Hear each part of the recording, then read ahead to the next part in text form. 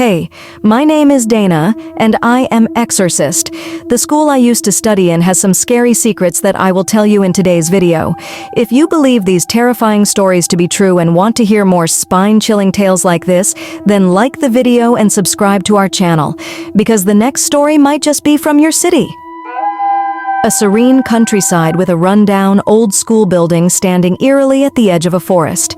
The camera zooms in, focusing on a cracked sign that reads, St. Vincent's School, Esther 1910.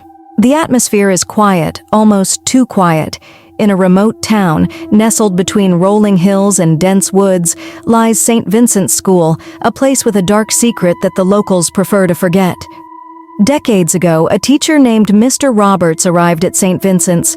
He was known for his fascination with the occult and spent countless nights in the school's library, poring over ancient texts.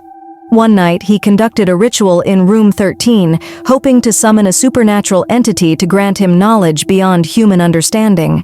The next morning, Mr. Roberts was gone, leaving behind only cryptic symbols on the walls and an overwhelming sense of dread. The school quickly sealed the room, but whispers of what happened spread like wildfire. Years later, students began to hear whispers and soft footsteps in the hallway, leading to room 13. Curious, a group of seniors decided to investigate. Armed with flashlights, they broke the seal and entered the room. As they examined the strange symbols, a cold gust of wind blew through, and the door slammed shut. Their flashlights flickered, and the symbols started to glow a sickly red. Terrified, they screamed, but no one outside could hear them. The next morning, the group was found unconscious on the floor, muttering about a shadowy figure with burning eyes. Room 13 was permanently sealed, but students still report seeing flickering lights and hearing eerie whispers in the hallway. The cursed classroom remains a chilling reminder of the dangers that lie in tampering with forces beyond our comprehension. A bustling boarding school with students laughing and chatting, juxtaposed with a new student, Alex, walking in through the gates, his expression solemn and distant. The camera lingers on his eyes, which seem to harbor a hidden darkness. At Eastwood Boarding School, a new student, Alex, arrived with an unsettling presence. What followed was a series of inexplicable and terrifying events. From the first day, Alex's behavior was unusual. He often muttered to himself in an unknown language and avoided making eye contact. His classmates noticed his sudden mood swings, but the real terror began one night during a dormitory inspection. A teacher found Alex sitting on his bed, his body rigid, eyes rolled back, and mouth moving rapidly as if in a trance. The room felt unnaturally cold, and an oppressive aura filled the space. Panicked, the teacher called for help. A local priest was summoned, and upon entering the room, he immediately recognized the signs of possession. The exorcism began with prayers, but Alex's body convulsed violently, and his voice deepened to an inhuman growl. He began to levitate, thrashing against invisible restraints. The priest continued, reciting passages from the Bible with increasing urgency. After hours of struggle, Alex let out a final bone-chilling scream before collapsing. The room fell silent. When he awoke, Alex had no memory of the ordeal. The school tried to keep the incident under wraps, but the story spread like wildfire. Students reported strange occurrences, lights flickering, eerie shadows lurking in the corridors, and unexplained cold spots. Some claimed to have seen a dark figure standing at the end of their beds at night.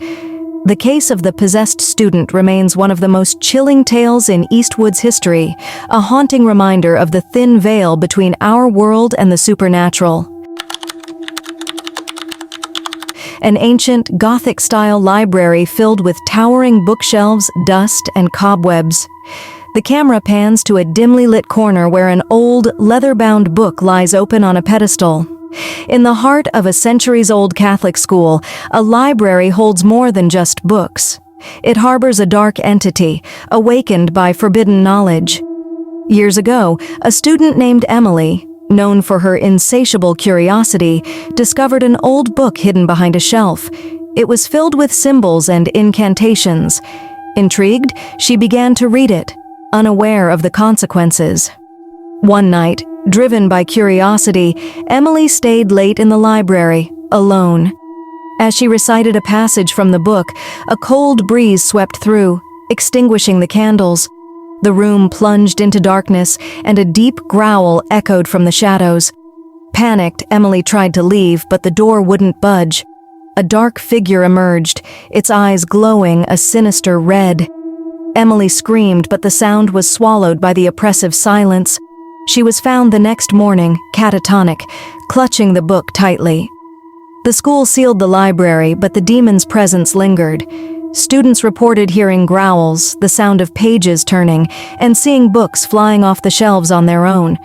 Those who dared to peek through the windows at night claimed to see the glowing eyes of the demon watching them.